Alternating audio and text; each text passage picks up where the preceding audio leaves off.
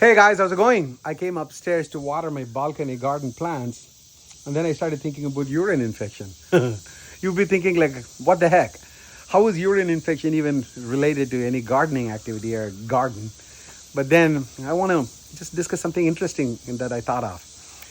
I made a previous post about urine infection in the past, and in the post I said that the bacteria that typically causes urine infection, these are all bowel flora, which means they live in the intestines and they get passed out when people have bowel movements, and then they can actually climb up into the urinary bladder and cause infection. And there are many kinds of them, like E. coli, Proteus, Klebsiella, Pseudomonas. These are all common bacteria that can cause urine infection. But when you really find a patient's urine culture data and when you look at it, you wouldn't find multiple bacteria listed there. You would just find that typically just one bacteria is listed on the culture data. It'll say like E. coli grown, so it's E. coli urine infection, or Proteus grown in the culture data, so it's Proteus urine infection. So even though multiple bacteria live in the intestines, not all of them cause the infection at the same time. That's interesting, isn't it?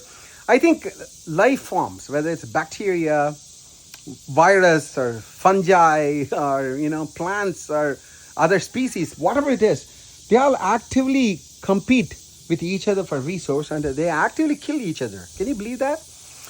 Today when I came up to my garden, I realized that this elephant ear plant, it's not growing as good as this elephant ear here. Okay, look at the size of this leaf, and look at the size of the stem.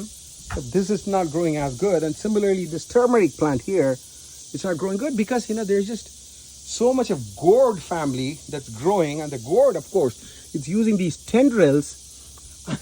Look at that. I mean, this tendril, you know what I found this little tendril doing? It was just wrapped around the turmeric plant, the top part where new leaf was about to come out, and it is actually choking it, and it is actually killing it. So it's amazing how even within plant family, when they're all planted too close and when they compete for resource, they just actively kill each other. In fact, this weed, what I found that was that, it was growing here, and it had put all its leaves on top of this elephant ear. So this poor little elephant ear, it couldn't grow at all, and I had to pull the weed with the large leaves because it put all the leaves on top of the elephant ear leaf, and it is just actually killing it. That's amazing, isn't it? Life forms, their ability to just, scan the data around them and see who else is growing around them. I mean, these don't have any eyes, but still they just laterally figure out who's growing, and then they know how to really kill each other. Amazing, isn't it? Talk to you later in my next post. Goodbye.